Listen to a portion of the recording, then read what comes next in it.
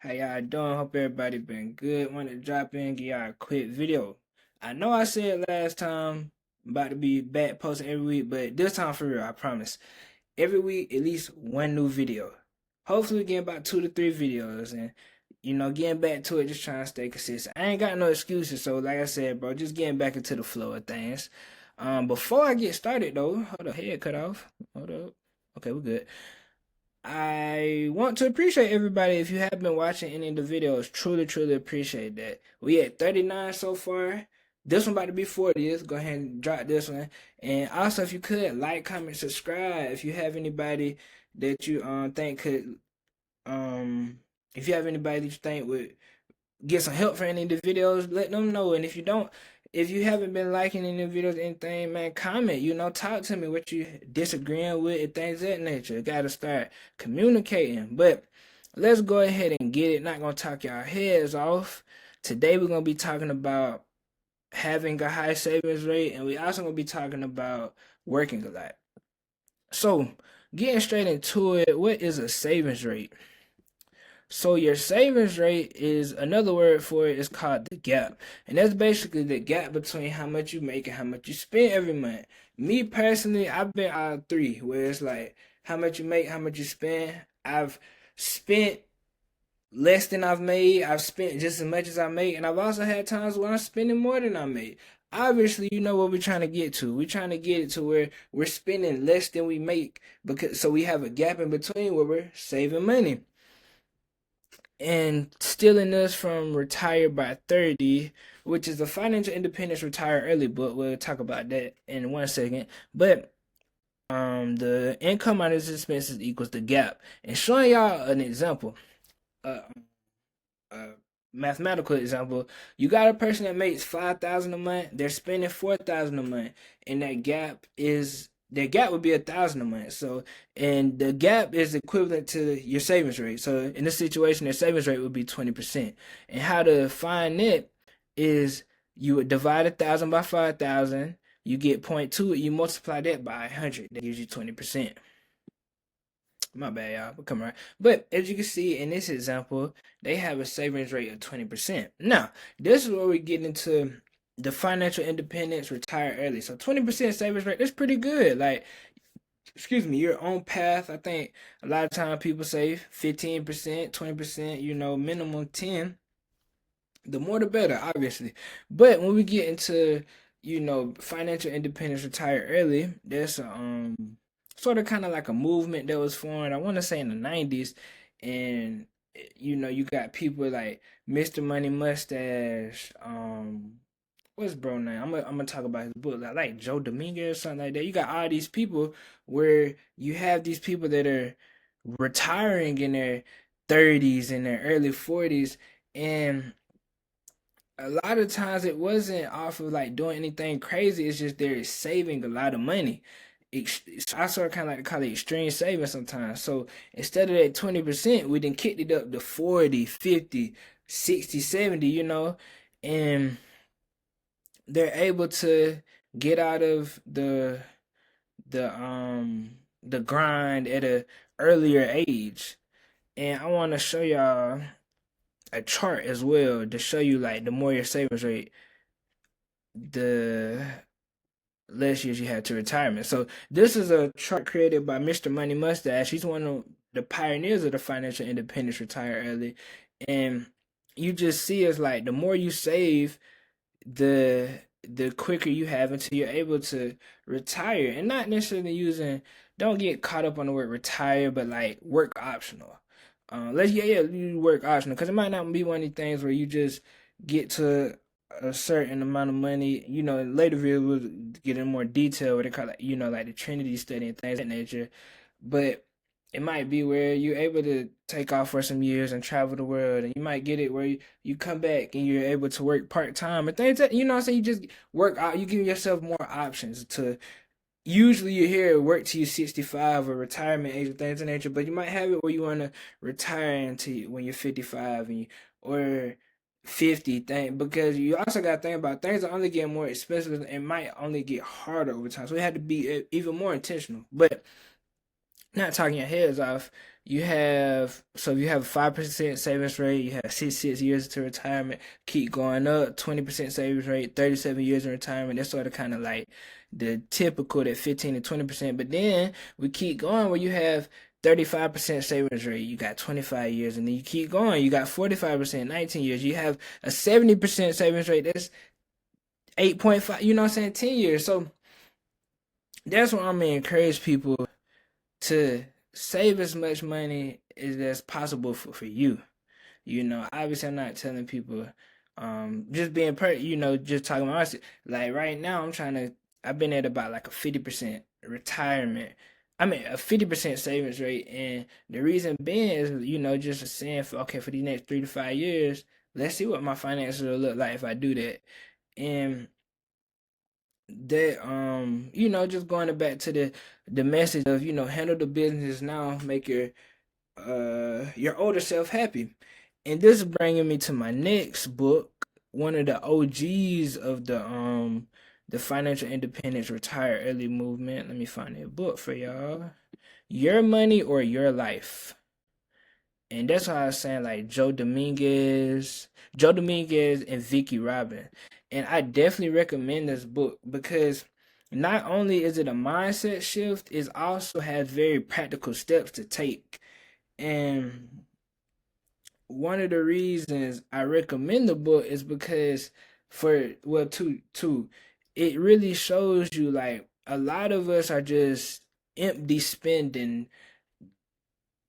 What's the word? Damn, I can't think of the word, but it's like a lot of unimportant spending, ego spending that's not doing anything for us. In our culture, what we on. Spend, spend, spend. And there's nothing wrong with it. I definitely want you to enjoy some of your money, but I also want to make sure you put in don't spend all of the money. Making sure you putting some of it up. Cause the sad thing about all this when we talk about these finances things, like we've seen people, whether it be family or people online, where it's like they sort of kind of have to work to their die. And we want to make lessen those numbers by giving the knowledge and helping people be practical and intentional with their finances. A lot of us, we grew up where it's like, man, we just spending, get the big house, get all these cars, got these things. But we also have to realize the more money you pay on bills, the larger your expenses, the harder it is gonna be able um to quit working eventually one day.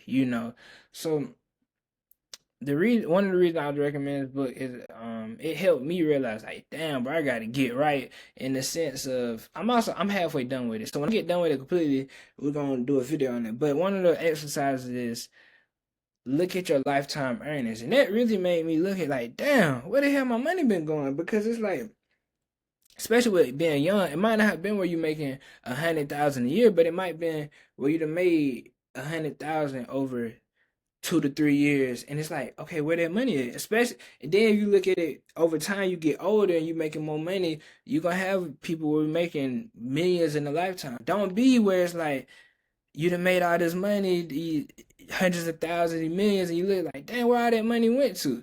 So that's where it's like helping you become intentional, and also figuring out what really matters with you. And I'm talking about having a 50% savings rate, 50% plus savings rate.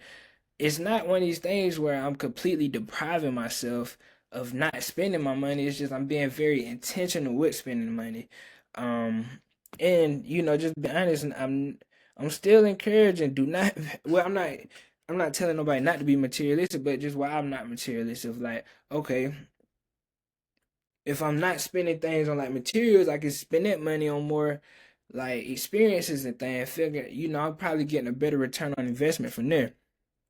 And I also want to emphasize, I'm aware having a high savings rate is not for everybody, but I'm also aware it's a large percentage of people that could have a high savings rate and they choose not to. It's like that. It's like a lot of people don't realize they could save money if they wanted to. They're just not intentional. So we got to get back to the basics of tracking your income and expenses and see where your money is going. What's your savings rate currently? Is it it might be where it's 20% and that's good for you. Cool. But like I said, if you want to be able to where we can reach freedom at a faster pace, you just basic math, we had to save more money.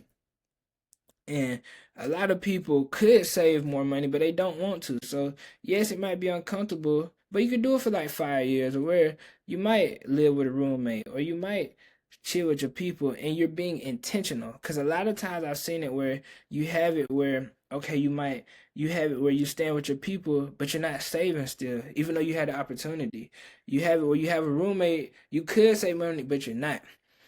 So making sure we're being intentional, making sure we are saving some of the money as well. Let's see. So like I said, man, I definitely recommend just going off of that first part. For one, figure out what your savings rate is every month currently, and where would you like it to get to, where your financial goals are going. Of like, where could you do you see yourself wanting to possibly try to retire early? And also, check out this book. I think the steps in this book is very, very practical and helpful with figuring out a lot of just really transforming people's lives financially.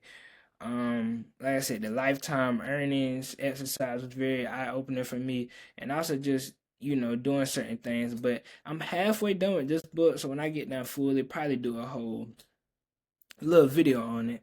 The second part, hold on, y'all. But second part, I want to talk about working a lot. Where you got people that's working 60, 70, 80 hours a week. Me personally, I've always worked a lot, and just sharing my experience of that, of like why I have, and also like some things that has worked for me. When we're talking about the savings rate of, you get your, recommended 15, 20% savings rate, I say I'm at the 50% just trying to get it in. That's how I've always looked at it, where it's like ever since I was about 18, I just always worked a lot, where I look at obviously more money. You get what I'm saying? Where it could work. And it's always been optional work. It ain't nothing like where I have to work all these crazy hours. It's been like, okay, boom, I could work my 40 hours at my job, but why not go ahead and get this 70 hours in per week? Because I look at it like it's exponential on the back end. You've been doing this for years and years and years. Now when you're older, you really could chill because it's been more money and things and whatnot coming in. But I will also say, hold up, before I say that, getting back to the message of freedom at a faster pace. And that's just saying how we do it. Like me personally, I never had like a cosign or a lot of financial help. So it's like, so I got, so I gotta get it in. But I'm gonna also say like it's sort of kind of sad for people having to work a lot that don't want to work a lot. Where you have the mom getting off work and she's having to, instead of going home being able to go be with her kids, she got to go get a second job and whatnot just to pay the bills. She has to go DoorDash on side. I think that's horrible. So that's I don't think people should have to work a lot. But for people, well, I guess either or, where you have to, or if you don't, just sharing my experience of like why I have and things that's worked for me. The first thing I say is like, man, making sure I try to get my 8 hours of sleep every night. I know that's sort of kind of like the opposite of a person that does work a lot, but I feel like it worked for me because when you get no 8 hours, I just feel energized when I wake up compared to like, man, it's a lot of hustle and bustle and grind. And I definitely agree with it, but I don't know, man. About 6 years ago, I just got into like, I just felt like, man, I'm working all these hours. Let me at least get some good rest on the back end because you got people again like 2, 3 hours. They wake up, they grumpy, they ain't rested, they tired all the time. I just feel like, man, just get you in a good, consistent sleep schedule, even if it's not 8 to 6, or you know what I'm saying, where it's like, okay, you got 16 to 18 hours to tackle the day. I don't really agree with the whole to get money, I sleep when I rich thing. It do work for a lot of people, but I try to get my 8 hours every night. Um, the second thing I say, man, is making sure you controlling your expenses. Going back to the basics of like, man, don't just work all these. Excuse me, my bad, y'all. But on the other side, yeah. Hold up, y'all.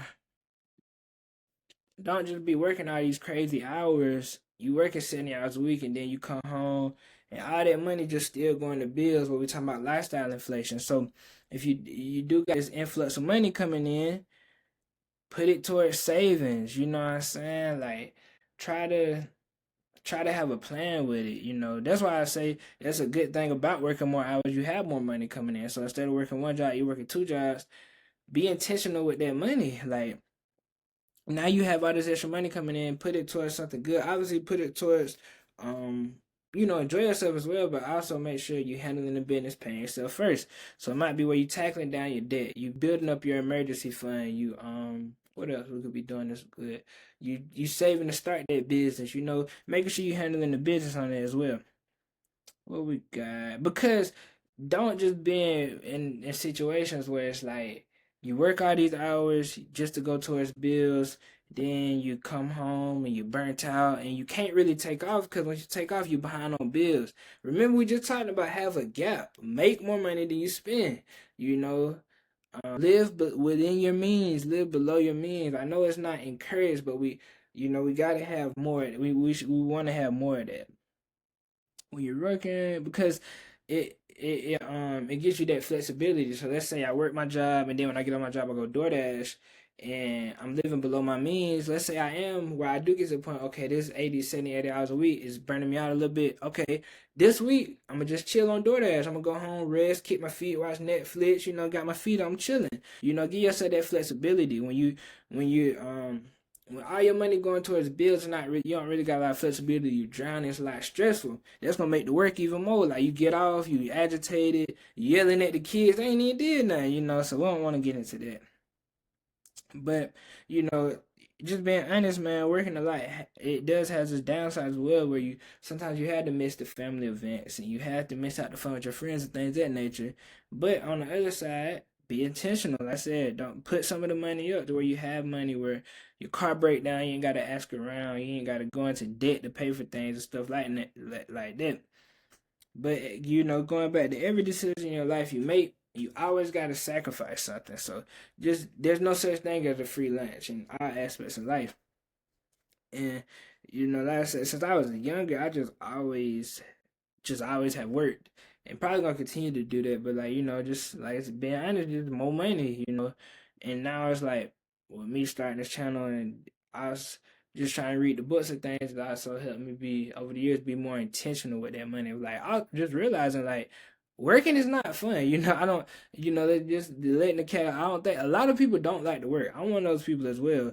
I remember my most the fun I've ever had as an adult was when I was like transitioning jobs. So I had quit one job, about to go to another, and it was like 2 weeks where I was just off and it just playing the game with my home, going over here, playing the game with my homeboy. We just playing Fortnite, Call of Duty. It was just so fun. But it's one of these things where it's like work hard now and hopefully I'm planting seeds and stuff now. I'm grinding now. Hopefully I got some big trees on the back end and the end. 'Cause I remember like when I was working at AT&T and it just used to be crazy to me where I've like had like co-workers and stuff. Cause when I worked with AT&T, I worked with an authorized dealer called Prime, and the way they worked is like you had to work 40 hours a week. Like you couldn't work no more than 40 hours a week. And sometimes it'd be like co-workers like it'd be like sort of kind of complaining about just like, just 40 hours. I'm like, damn, this is like cake to me. Like this is just too easy. And that's why I say another thing of like working a lot is you get your endurance up. So it's like I've been doing it since I've been working. It's like, it ain't easy, but it's easier compared to a person just getting started out here trying to work a lot. It's like I'm just used to it now. I'm conditioned for it. I got my endurance, my stamina. But hope I ain't talk y'all heads off today, man. Like I said, if y'all could like, comment, subscribe, share the videos. Got some more videos coming on the back end. I just read The Color of Law a few months ago. I keep cutting off my head. Probably gonna do like a little, just half the video on that. What we got? Read The Color of Law. Oh man, any show. But yeah, do a video on that. Like I said, show some of the books today of like your money, your life. I guess the main thing we could probably do some practical steps to take is we talked about savings rate, so figuring out your savings rate, and also figure out what would you like is it at a place you like or would you like it to be higher to where we, getting introduced, like I said, to the financial independent retire early movement if you haven't heard of it before. And I also recommend reading Your Money or Your Life. I think it's a very good intentional book and a good awareness book for like showing you where to how to change your finance around, just being very intentional, like where you're trying to go with your finances and being intentional with your spending. But man, truly appreciate y'all if y'all done made it this far. Y'all stay blessed.